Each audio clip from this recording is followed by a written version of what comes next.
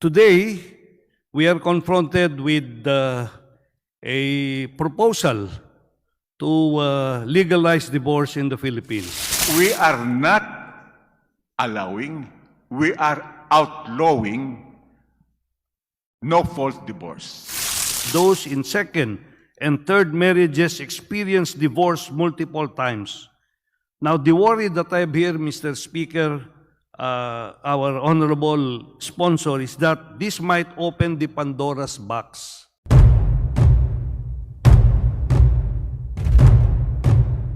Honorable Marco, the Law District of Baguio City, is recognized to interpolate the sponsor. Thank you. Thank you very much, Mr. Speaker, Mr. Majority Leader.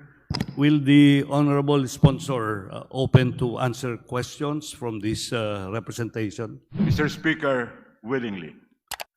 Thank you. Thank you very much. Before I became congressman of the city of Baguio, I had the occasion to attend several wedding ceremonies as a principal sponsor. And even during my tenure as congressman of the city of Baguio, I had several occasions of attending wedding ceremonies as a principal sponsor. And during all these occasions, I had the opportunity to listen to the homily, the messages of the priest, pastor, and other officiating official of these different ceremonies. And I was really touched by their messages because it communicates a simple message that marriage should be a lifelong commitment among contracting parties.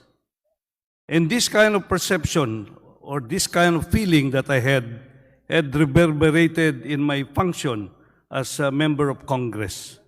Today, we are confronted with a proposal to legalize divorce in the Philippines. I would like to ask our honorable sponsor, are our current methods of separation not enough that we need divorce in this country? Mr. Sponsor. Mr. Speaker, the current provisions of the Family Code of the Philippines with respect to dissolution of marriage, annulment of marriage, and legal separation are inadequate to answer the demands of spouses, particularly women who have been the victims of broken and irretrievably destroyed marriages due to spousal abuse, infidelity, and abandonment. For example, under the dissolution of marriage, what is covered here is only psychological incapacity prior or during the marriage. It does not cover psychological incapacity which happened and occurred and originated during the time of cohabitation after marriage. Incidentally, this is known as the canonical divorce, which is sanctioned by the Catholic Church and was copied under the influence of the Catholic Church in the Family Code.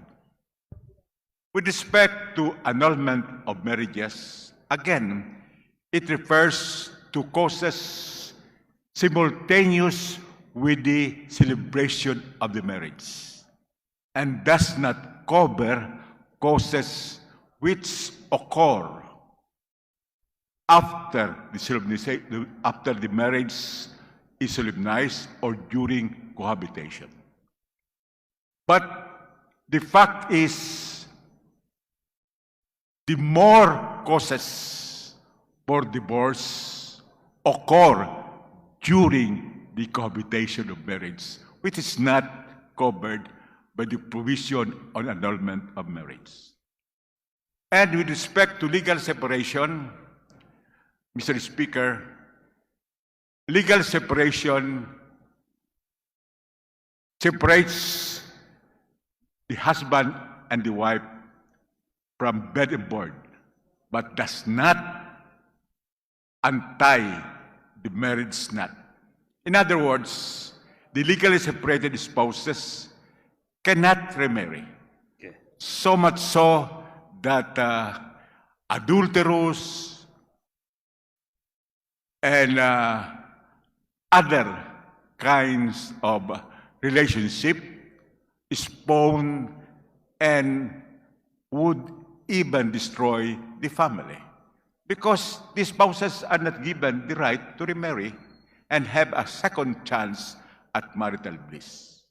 The answer is the present grounds of dissolution of marriage, annulment of marriage, and legal separation are grossly insufficient, and they are lengthy and very expensive proceedings. Thank you, Mr. Speaker. Thank you, Mr. Sponsor. My follow-up question here is, would you say that the basic difference between legal separation and annulment vis-a-vis the divorce that you propose is that in the divorce proposal that you have here today, the most important is they can remarry.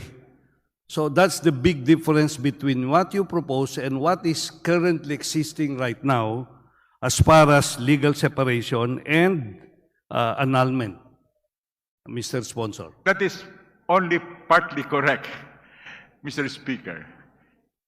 It is only with respect to legal separation that the spouses who are granted legal separation cannot remarry. But in case of annulment of marriages, the marriage tie is dissolved and the parties can remarry.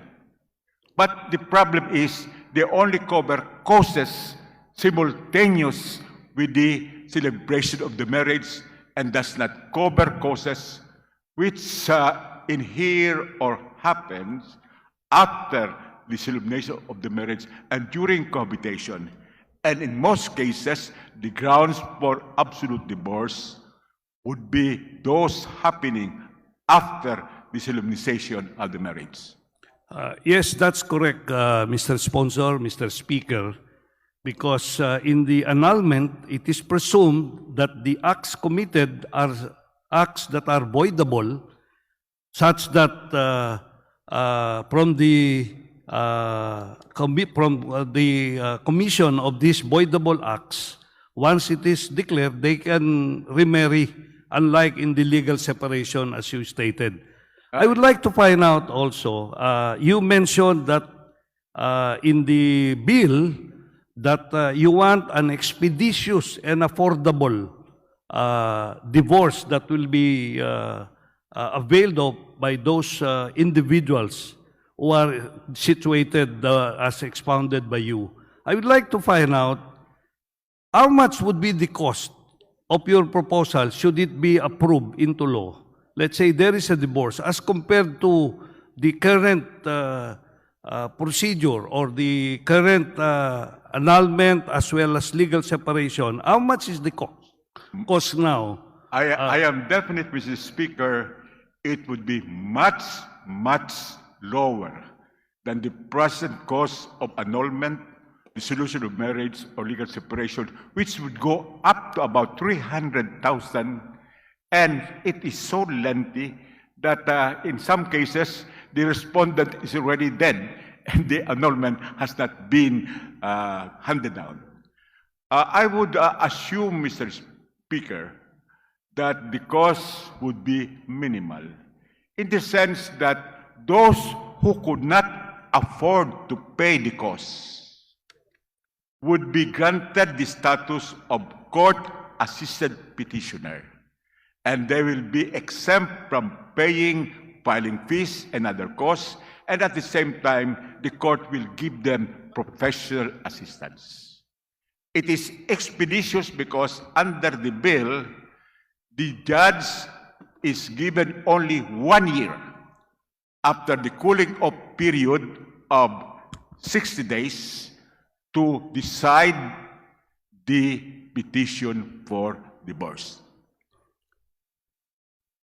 Would you know, Mr. Speaker, Mr. Sponsor, if you look at the other countries, particularly the United States, would you know the percentage of divorce against marriages the first time and the divorce the second time, the third time?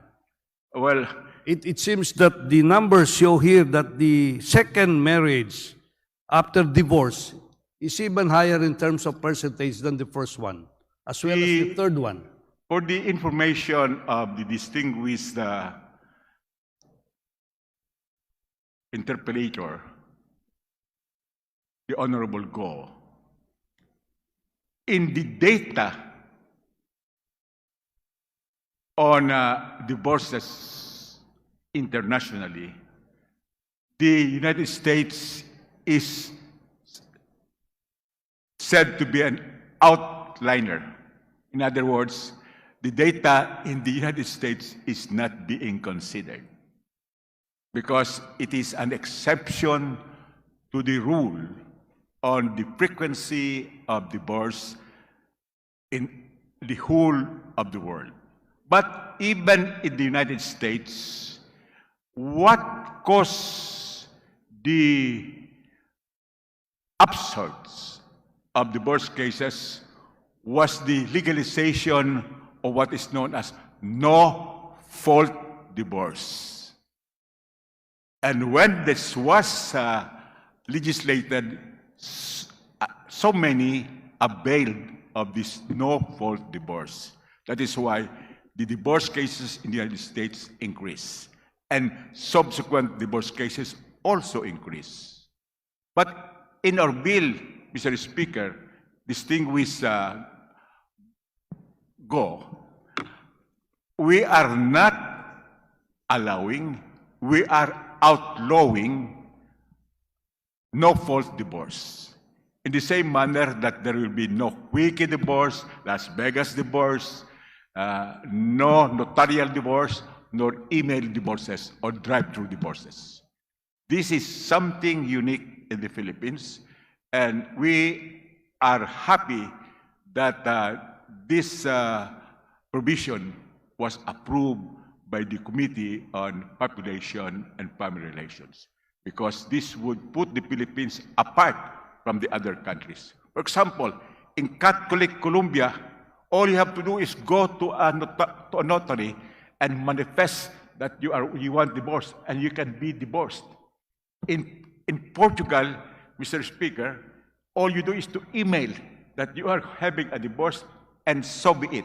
You have a divorce. And in the United States, there is no fault divorce. There is no cause or reason for the divorce. As long as the parties want to separate, there is no need to prove any fault on either party. In the Philippines, the divorce process will undergo a judicial proceeding. And the grounds are limited, and proof of the cause is required. And collusion of the spouses is harshly punished. Mr. Speaker, Honorable Sponsor, data from Burkina Faso in Africa and additional surveys illustrate that remarriages is a common practice following divorce, with a significant percentage of divorced individuals remarrying with just a few years of their divorce. The actual rates of divorce are found to be as high as 11%, and a substantial portion of divorced individuals report remarrying within a short period time frame, with 84% remarrying within 2 years and 75% remarrying within the same year as their divorce. Moreover, a significant proportion of individuals, particularly women, report joining their new spouse immediately after separating from their previous partner. Similarly, divorce statistics from the United States reveal that a substantial number of individuals, particularly those in second and third marriages, experience divorce multiple times. Now, the worry that I have here, Mr. Speaker, our honorable sponsor, is that this might open the Pandora's box. And that worry can have a negative impact in the families that we have in this country, Mr. Sponsor, Mr. Speaker. And definitely, that will be a problem for our families if that will happen in this country, Mr. Speaker, honorable sponsor. Let me say that the distinguished interpellator must have cherry-picked some exceptional countries. But the studies would show that the legislation on absolute divorce did not open the floodgates to divorces, like in Ireland, Spain, and Italy.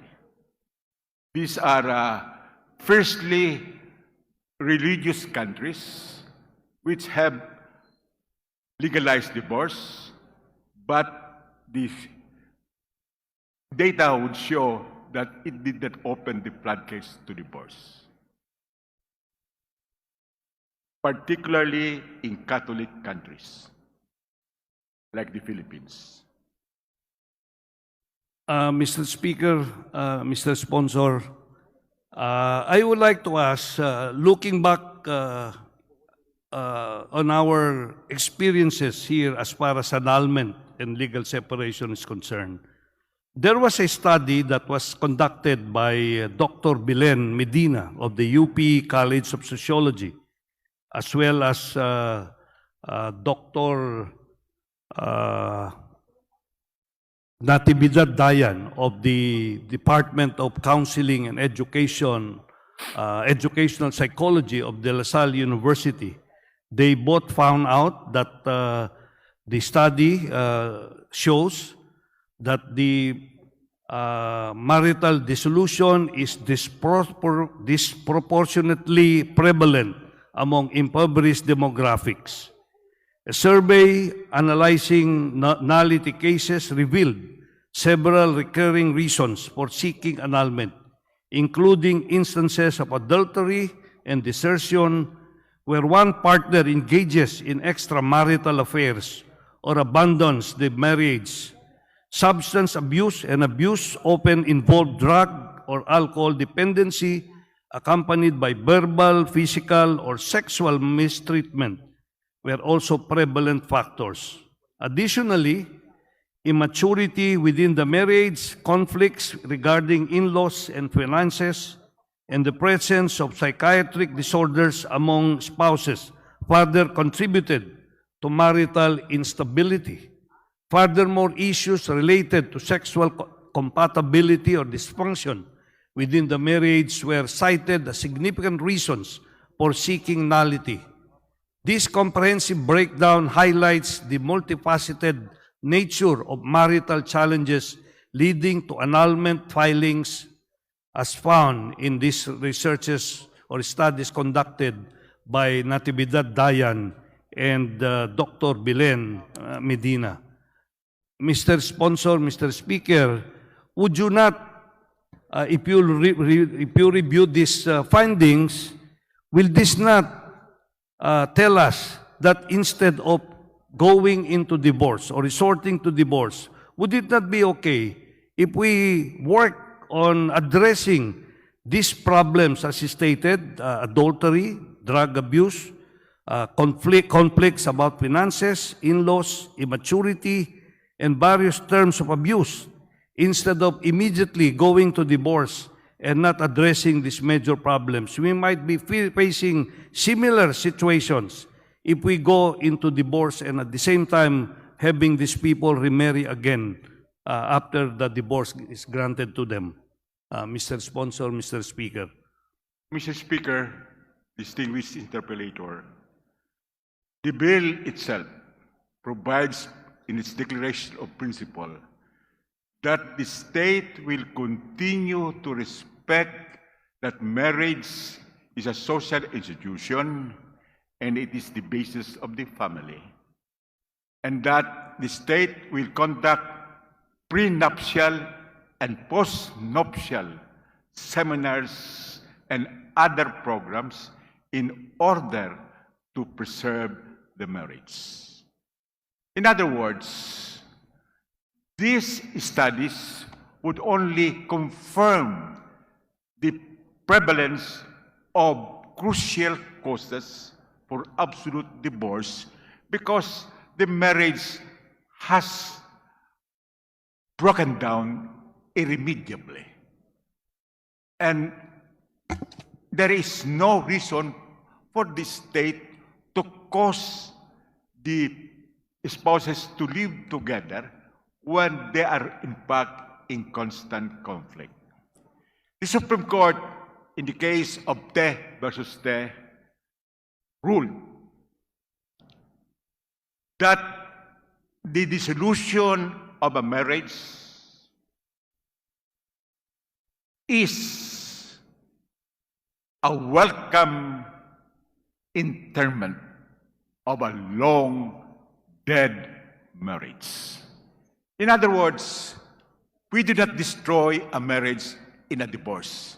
The marriage has long been shattered and has perished for a long time, and it would not be possible anymore to reconcile the spouses. For example, if a wife is being threatened almost daily with abuse and cruelty and could lead to her death, why wait until the wife is dead before she could secure freedom from a toxic and dangerous relation? Mr. Speaker, Mr. Sponsor, but that kind of situation, the abused party can invoke Article 55 of the Family Code. She can seek for legal separation as provided for under Article 55 of the Family Code, which says that repeated physical violence or grossly abusive conduct directed against the petitioner, a common child, or a child of the petitioner. This provision, instead of going into divorce, can file legal separation to separate him from the abusive spouse, Mr. Speaker, Mr. Sponsor.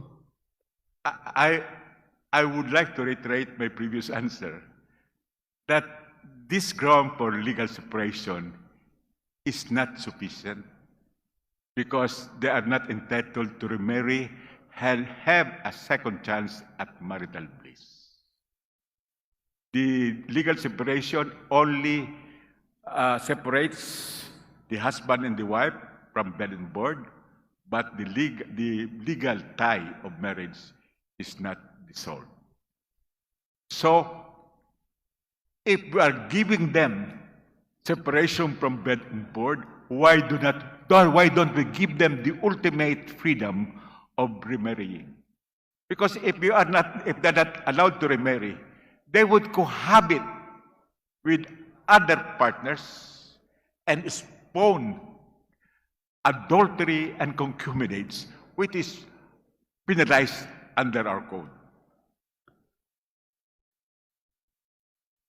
Mr. Speaker, Mr. Sponsor, In effect, the real difference here of legal separation and divorce is that the only thing that probably these people are interested is they can remarry. Because the provision of legal separation, as far as the reasons for having a divorce, are basically included also in the provisions of seeking for legal separation, Mr. Speaker, Mr. Sponsor. Well, not necessarily, Mr. Speaker, because some of those who are clamoring for divorce don't even intend to remarry. They just would like the dissolution of the legal situation where there is still husband and wife. And moreover, Mr. Speaker, the grounds for legal separation are not sufficient. For example, it does not cover separation in fact for at least 5 years, and the marriage cannot be repaired anymore. It does not cover legal separation for more than 2 years. It does not cover transition from one sex to another. When they were married, they were husband and wife, female and male. Subsequently, one of them would undergo a surgical operation wherein he or she would be getting another sex. Ultimately, the marriage would be having partners of both women or men. Can you imagine such a situation, and you do not grant them the opportunity to file an absolute divorce? These are situations which are not covered by the family code, Mr. Speaker.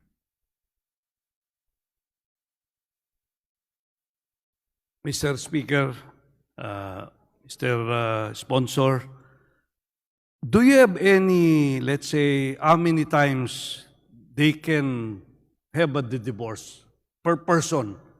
Do you have a limit, or it can be how many? I would like to know, Mr. Speaker, Mr. Sponsor. I am not aware, Mr. Speaker, of any country that would limit spouses to just one divorce. Because the causes can reappear. The causes can be different. So the option would remain if they would like to have another divorce or not. So it would be hard to limit spouses to only one divorce.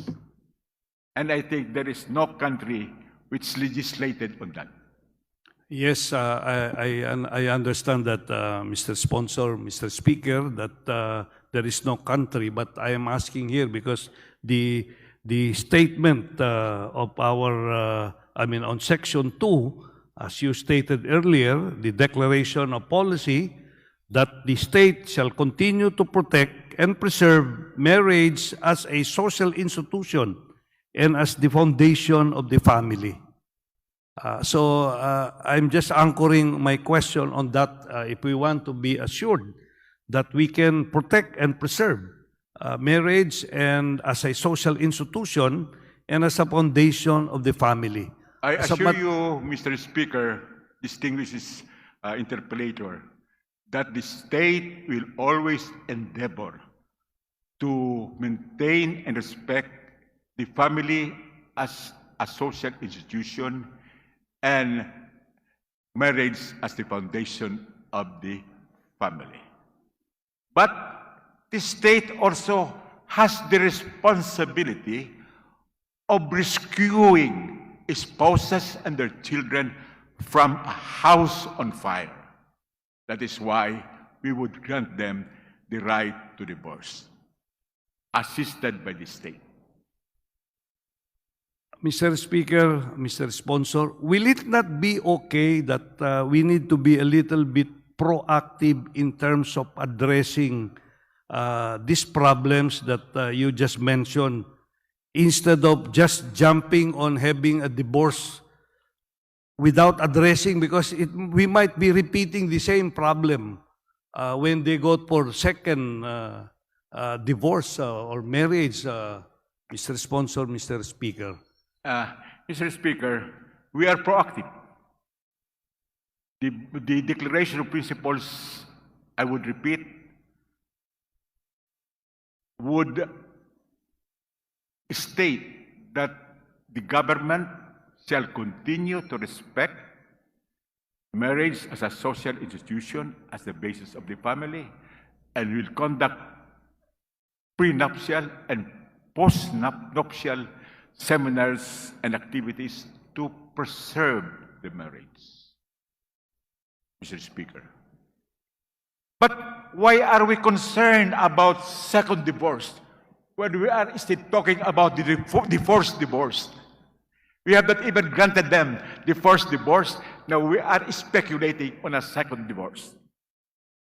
Mr. Speaker, Mr. Sponsor, we look at the experiences of other countries, and we have seen that there is a rising number of second divorces and third divorces. And the percentage is growing, and that gives me the feeling that if we do not set parameters that will basically address the issues that we are trying to solve through divorce, we might be repeating the same mistakes or problems that we encounter in the relationship between spouses, Mr. Speaker, Mr. Sponsor. I hope the distinguished interpolator can authenticate his feelings by showing us the real data. We can do that, Mr. Speaker, Mr. Sponsor. Then what is the data? No, the worry that I have, Mr. It's Sponsor. not a worry, Mr. Speaker. It's not a feeling. But we should be factual. We should be empirical. What is the empirical data to support the feeling of the distinguished The interpolator? empirical data are things that are happening in other countries. And because of the association of our country, particularly the United States, we can see that there is a rising number of second and even third divorces. Mr. Speaker, as I said, the United States is a good example. In the data gathering, it is considered as an outliner. Well, I beg to disagree with that the United States is not a good example, because even Filipinos that I know working or migrating to the U.S. now, working with them. I have some friends whose relationship have soured and they decided to divorce. And they marry another individual. What I'm saying, Mr. Speaker, is anchored on data and statistics. Those who are gathering data on divorce do not consider the United States as a good source, because I said it is an outliner, quote and unquote.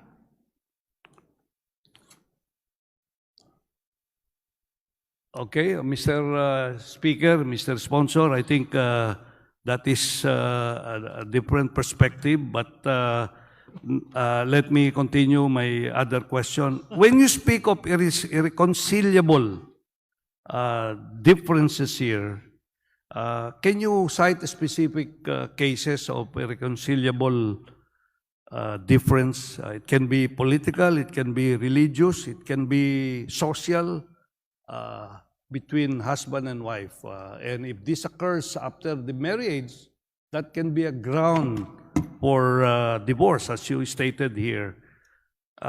Will that not be probably abused by parties if you have these irreconcilable differences? It's too broad and prone to abuse. Mr. Speaker, Mr. Sponsor.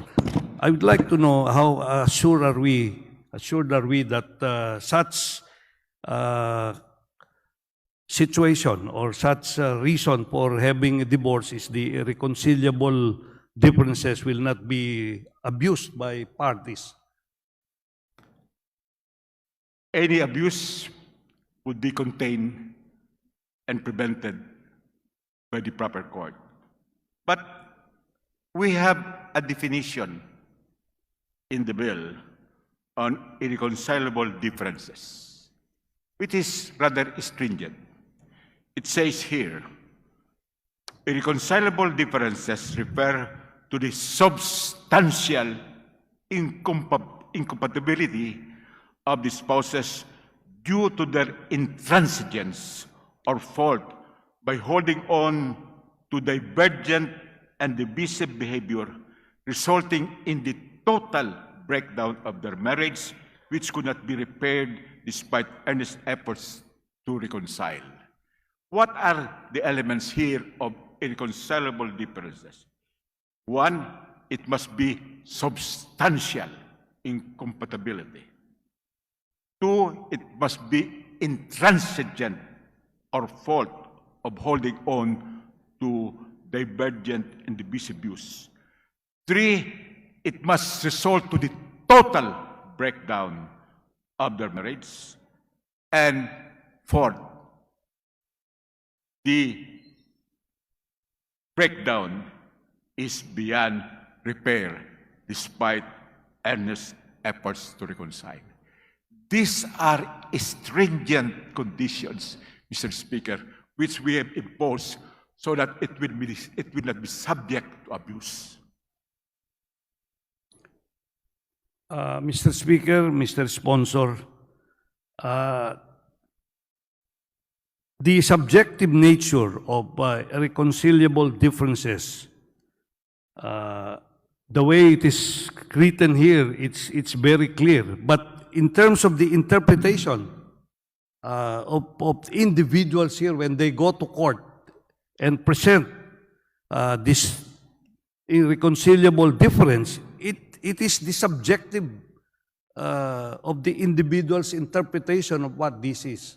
For example, in terms of religion, you change your religion in between. You can have an irreconcilable difference in terms of belief. It can be even political. It can be social. That can affect the relationship of the two individuals, Mr. Speaker, Mr. Sponsor. It could be subjective with respect to the petitioner or the respondent, but it is not subjective with respect to the court.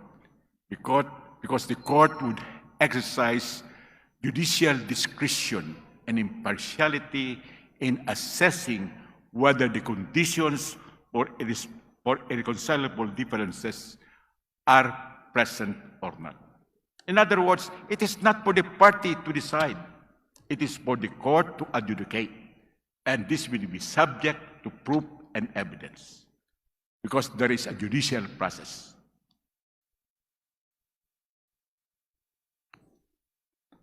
Mr. Sponsor, Mr. Speaker, the way I see it is that the broad and vague nature of irreconcilable differences, as even defined here, may undermine the integrity of the legal system by eroding the seriousness of marriage as a lifelong commitment. Because anything can be irreconcilable if it will be presented by both parties because they are parting ways already. I would not like to repeat myself, but that is the court which would adjudicate whether the elements of irreconcilable differences are present before it finally adjudicates to grant or deny the petition. So it is not subjective in the sense that it will pass the furnace of judicial process.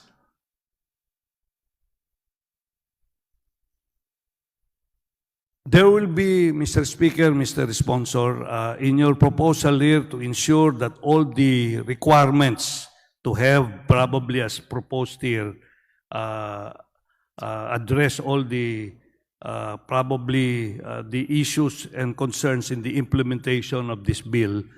Would you consider that there will be an additional budget that is required here, Mr. Sponsor, Mr. Speaker? Well, definitely there would be the need for additional budget because most probably we will have to create more domestic courts to adjudicate cases, principally during the first stages, because millions of women are waiting for this measure. So a budget would be necessary, and this plenary can resolve that issue, or it can be resolved in the bicameral conference committee, or it can be appropriated in the General Appropriations Act. Okay, so that's after reading the entire bill, that's what I thought. We need certain budget to be able to implement it. We would appreciate, Your Honor, your suggesting how much budget should the plenary give to this bill. At the appropriate time, Mr. Sponsor. We will await that, Mr. Speaker. Yeah, I think at this point I will terminate my question and answer part. Again, thank you very much, Mr. Sponsor and Mr. Speaker. Thank you very much. Thank you very much for your questions, and thank you for giving me the opportunity to resolve your doubts. Maraming salamat, Representative Go.